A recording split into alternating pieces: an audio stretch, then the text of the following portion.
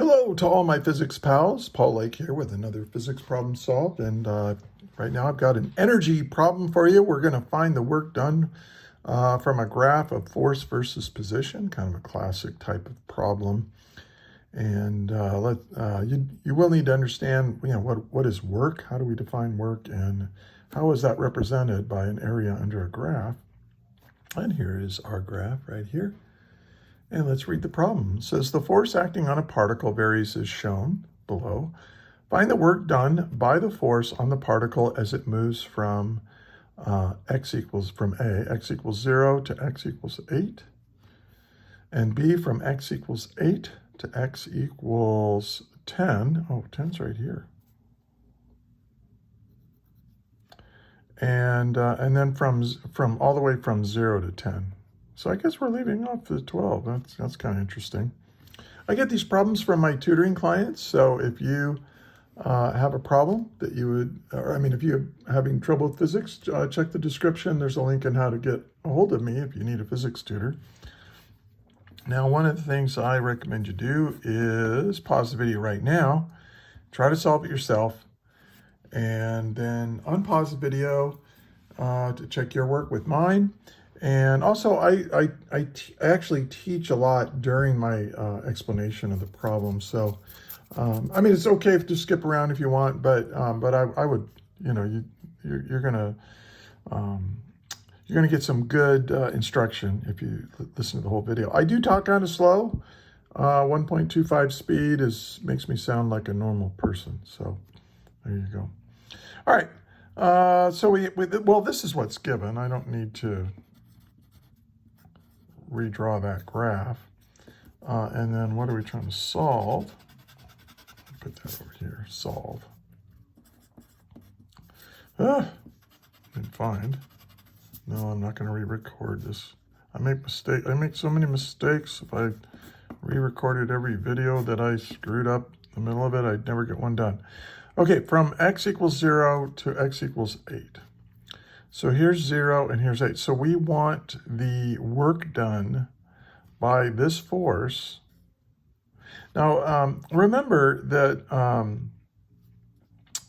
the basic definition of work, if you want to get into some calculus here, is the integral of force, the dot product of force and displacement.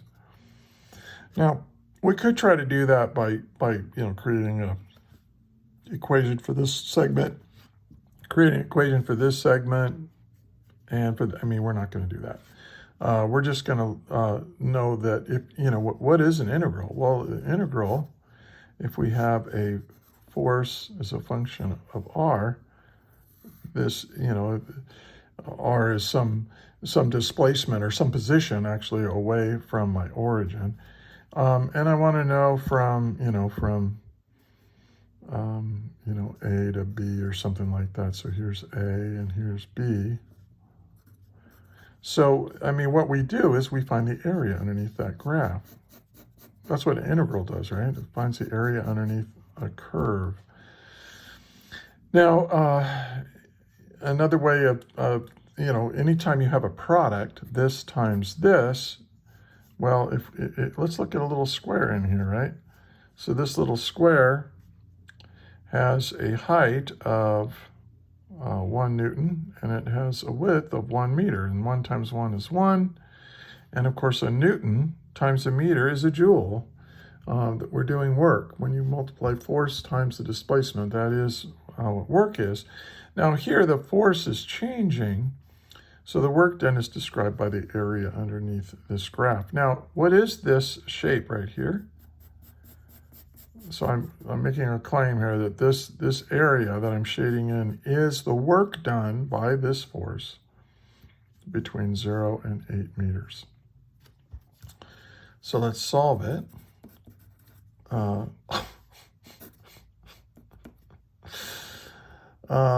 are we trying to find? I got lost in this. For A, we're trying to find the work done from 0 to 8. And then for B, we want the work done from 8 to 10. And then for part C, I want the work done from 0 to 10. Okay, so, well, Sorry about that. I've had a long day. I'm kind of tired. But let's do this now. So we know what the shape is, right? It's a triangle. And so the area is equal to the work done. But this area is 1/2 the base times the height for this particular shape. And that's, the base is from 0 to 8, so that's going to be 8. And 8 what? 8 meters. And then the height, what is that height? Oh, that's 6 newtons.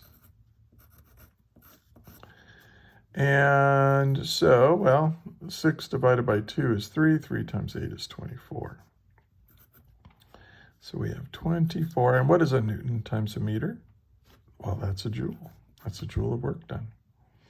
So this is for part A. So pretty simple.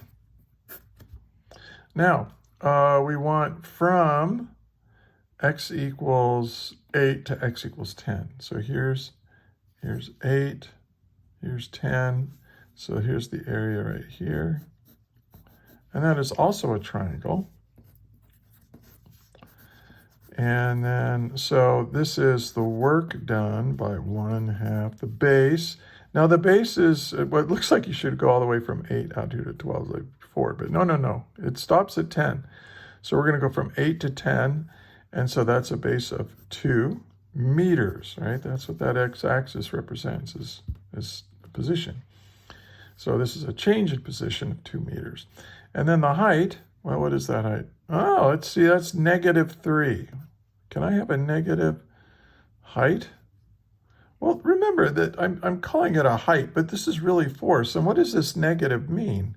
It just means the force is in the opposite direction. Well, I'll show you that here in a minute. So this is -3 newtons. So the 2 cancels the 2, and then so you have -3, and then a newton times a meter is a joule. So this is negative work. What the heck does that mean? Well, I'll show you in here just a second. Just hold on. Now, from 0 to 10, you just add. You just add them up. So the work from 0 to 10 is equal to the work from 0 to 8, which is this, plus the work done from 8 to 10. Okay, so this is 24 joules minus, well, plus -3 joules, technically, but you can say just -3 joules. And of course, that's 21 joules of total work was done by this force on the object as it moved from here to here. Now, I mean, these are the answers to the problem, but I want to show you one more thing. And by the way, if you find this helpful, please give it a like and subscribe to the channel and recommend it to your friends. Recommend it to your physics teacher. I love it. Teachers do use my materials, and I'm honored when they do so. So much appreciated if you do that. All right.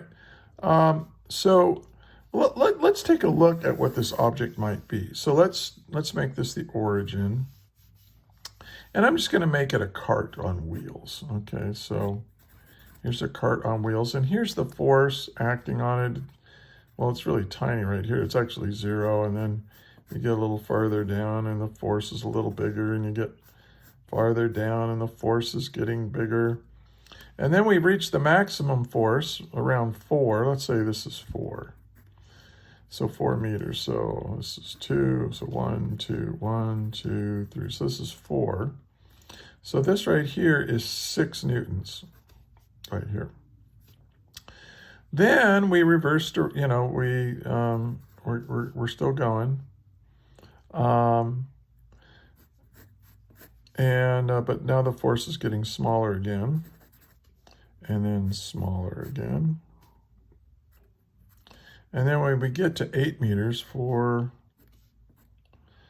5, 6, 7, 8. When we get to 7 meters, it's, well, the force is 0.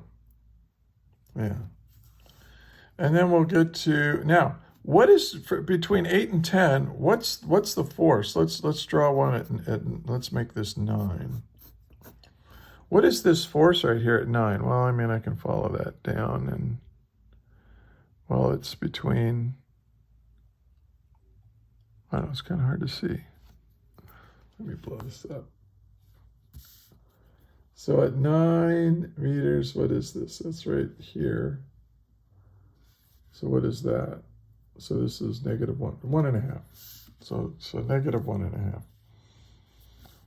Didn't really, you don't really need to know what the numerical value is. But what do you notice about that force? Oops. What do you notice about that force?